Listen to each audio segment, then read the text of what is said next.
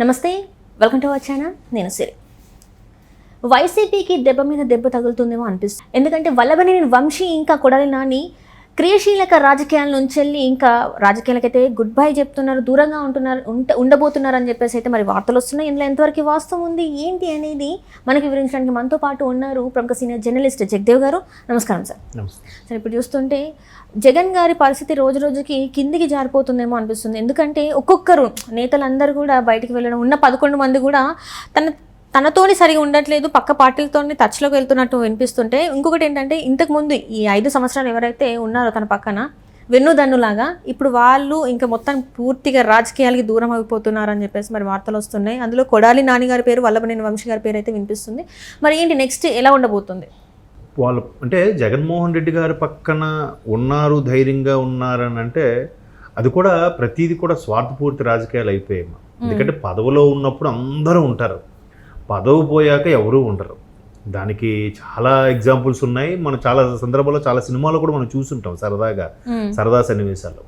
That పదవి ఉన్నప్పుడు పుల్లాగా ఉండే నాయకుడు వ్యక్తి పదవి పోయాక కూరలు పీకేసిన పాములాగా తయారవుతారు.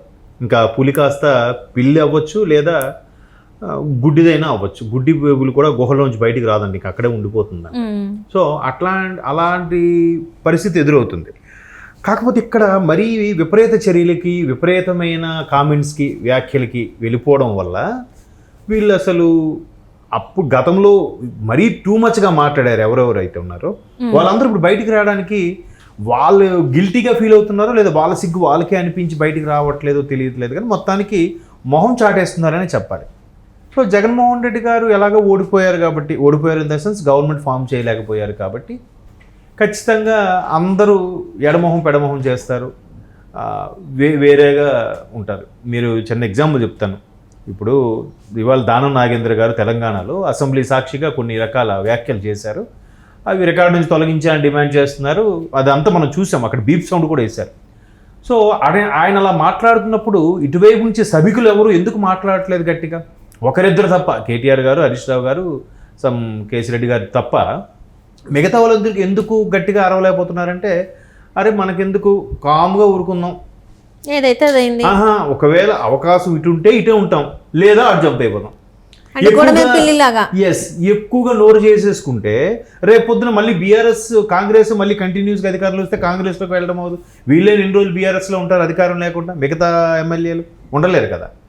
సో అట్లాంటి పరిస్థితులు ఏర్పడ్డాయి. సో ఇప్పుడు జగన్మోహన్ రెడ్డి గారి మీద చిన్న ఏగ వలన పెద్ద కత్తి తీసుకొని దండయాత్రకు వచ్చే వ్యక్తులు ఈరోజు జగన్మోహన్ రెడ్డి గారిని ప్రతి ఒక్కరు సోషల్ మీడియాలో చాలా కామెడీగా ట్రోల్స్ చేస్తున్నారు, వెటకారం చేస్తున్నారు.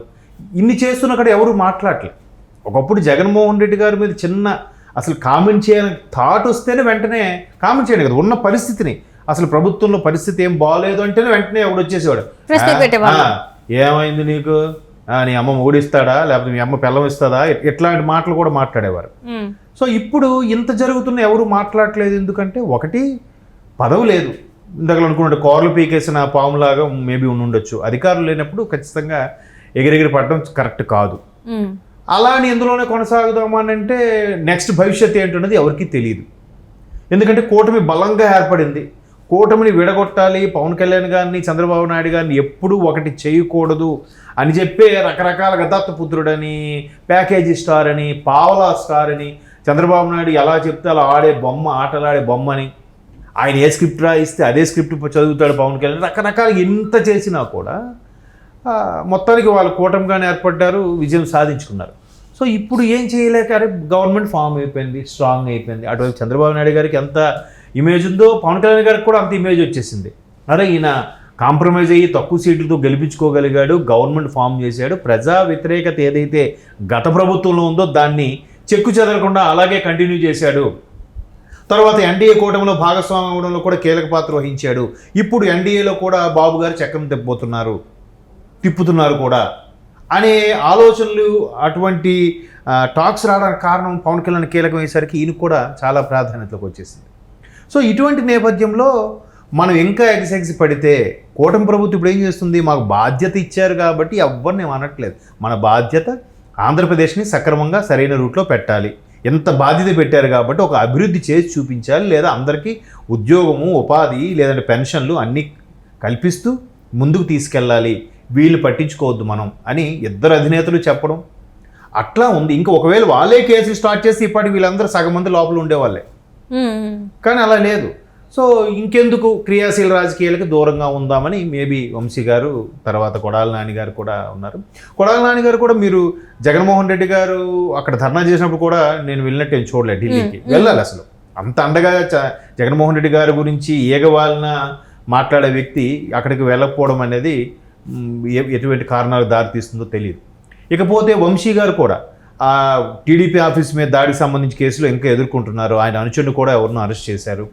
ఇటువంటి నేపథ్యంలో ముగ్గురు మిత్రులు ఉన్న వంశీ గారు, కొడాలి నాని గారు, తర్వాత వంగవీటి రాధా గారు, ఈ ముగ్గురు మంచి మిత్రులట. ముగ్గురు మిత్రుల్లో ఇద్దరు ఆల్రెడీ వైసీపీలోకి వెళ్ళాక రాధా గారిని కూడా రమ్మని చెప్పారు. బట్ రాధా గారు నేను రాను, నాకు ఎక్కడే కంఫర్ట్గా ఉందని కూడా చెప్పడం. తర్వాత రాధా గారు ఇటు టీడీపీ క్యాన్వాసింగ్లోనూ అటు జనసేన క్యాన్వాసింగ్లోనూ చాలా యాక్టివ్గా పార్టిసిపేట్ చేసి పరోక్షంగా మిత్రుల మీద కానీ, మిత్రులు ఉన్న పార్టీ మీద కానీ కామెంట్స్ చేయడం అది చూసాం. చాలా ప్రాసలతో కూడిన కామెంట్స్ కూడా చేశారు వంగవీటి రాధా గారు. సో ఇప్పుడేంటి, రాధా గారు సేఫ్ జోన్లో ఉన్నారు. ఆయన పూర్తి స్థాయి రాజకీయాల్లో రాకపోయినా సేఫ్ జోన్లో ఉన్నారు. ఇప్పుడు వీళ్ళిద్దరి పరిస్థితి ఏంటి, వైసీపీ అండ చూసుకొని చాలా మాట్లాడారు.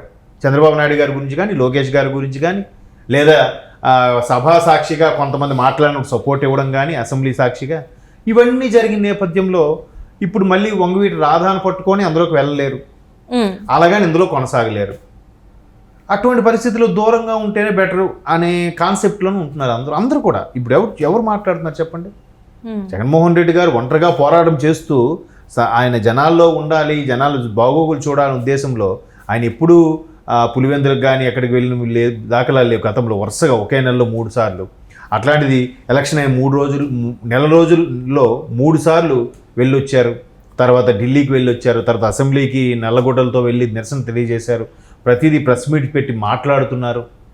ఇది కదా కావాల్సింది అని స్టైల్లో ఆయన వెళ్తున్నా ఎవరు కలిసి రావడం లేదు. ఎవరో ఒకరిద్దరు తప్ప మిగతా వాళ్ళు ఎవరు రావట్లేదు. ఎవరు ఎందుకులేరా బాబు మనం ఉందాం అన్నట్టుగా ఉంది పరిస్థితి. ఒకవేళ గెలిచుంటే ఆయన కూడా నడిచేవాళ్ళేమో, కొంతమందిని గెలిచుంటే ఆయన ఎక్కడ ధర్నా చేసినా, ఎక్కడ ప్రెస్ మీట్ పెట్టినా కూడా వెళ్ళేవారేమో. గెలిచిన దాఖలాలు కూడా లేవు. పోనీ గవర్నమెంట్ లేదు గట్టిగా మాట్లాడదామన్నా. ఇప్పటికే చాలా ఎక్కువ మాట్లాడేసాము కాబట్టి ఎటువంటి కేసులు మన మీదకి వస్తాయనో ఆలోచనలో, భయంలో కూడా ఉన్నానంటే కూడా వార్తలు వచ్చాయి. ఎందుకంటే చాలామంది కార్యకర్తలు వాళ్ళ ఇంటి మీదకి రాళ్ల దాడితో కానీ, టమాటాల గుడ్డు దాడి చేసినప్పుడు కూడా బయటికి రాని పరిస్థితి ఏర్పడేది. సో ఒక్కొక్కరుగా ఎవరు సేఫ్ జనం చూసుకుంటారు కమ్మా. అల్టిమేట్గా స్వార్థపూరిత రాజకీయాలను అనుకుంటాం, కానీ ముందు వాళ్ళు సేఫ్ జోన్ సొసైటీలో వాళ్ళ ముందు నిలదొక్కుకోవాలి. వారిని ఆ నియోజకవర్గ ప్రజలు గుర్తుపెట్టుకోవాలి. ఇంకా బెటర్గా ఉంటే నెక్స్ట్ ఎలక్షన్స్ అప్పుడు చూడాలి. అప్పటి వరకు పార్టీ అన్నీ మనుగడ బాగానే ఉంది, ఓకే మనకు ప్రజాదరణ కొంతైనా ఉంది అనుకున్న నేపథ్యంలో ముందుకు వెళ్ళగలుగుతారు. లేదంటే ఇంకా గతంలో జరిగిన దూకుడిని ఇప్పుడు ప్రదర్శిస్తే జనాలు తిరగబడే అవకాశం కూడా ఉంది కాబట్టి స్తబ్దుగా ఉన్నారు. దాన్ని ఇండైరెక్ట్గా జగన్మోహన్ రెడ్డి గారికి సంకేతాలు పంపించే ఉంటారు. లేదంటే ఇప్పటికీ ఆయన మీటింగ్ పెడితే రెండని పిలుస్తున్నా కూడా చాలామంది మీటింగ్కి రావట్లేదు. సాధక బాధలు తెలుసుకుందామని ప్రయత్నం చేస్తున్నా కూడా రావట్లేదు. ఎవరెవరైతే ఓపెన్ అయ్యి జగన్మోహన్ రెడ్డి గారు గతంలో ఇలా చేశారు, అలా చేయకపోవాల్సింది, లేకపోతే పథకాలు ఇలా పెట్టారు, ఇలా పెట్టకపోవాల్సింది, లేదంటే ప్రజల్లోకి ఎక్కువ రాలేదు, వస్తే బాగుండేది అని ఎవరెవరైతే ఓపెన్గా ఈ బయటకు వచ్చి, ఇప్పుడు కేతిరెడ్డి గారు కానీ, కరణం ధర్మశ్రీ గారు కానీ, జక్కంపూడి రాజా గారు కానీ, ఇటువంటి వాళ్ళు ఎవరెవరైతే బయటకు వచ్చి మాట్లాడుతున్నారో వాళ్ళు ఇంకా జగన్మోహన్ రెడ్డి గారితో కంటిన్యూ అయ్యే ప్రయత్నం చేస్తున్నారు. మిగతా అందరూ కూడా సైలెంట్గా ఉన్న సెన్స్ వాళ్ళు పక్కకు జారుకుంటున్నారని అనుకోవాలి. మేబీ పక్కకు జారుకుపోయినా అందులోనే ఉంటారు, కానీ అందరూ బయటికి వెళ్ళామని చెప్పరు, అందులో కన్సల్ట్ అవుతున్నారు కూడా చెప్పరు. మీడియాకు దొరకకుండా అలా స్తబ్దుగా ఉండిపోతున్నారు. Right sir, right. Thank you so much sir.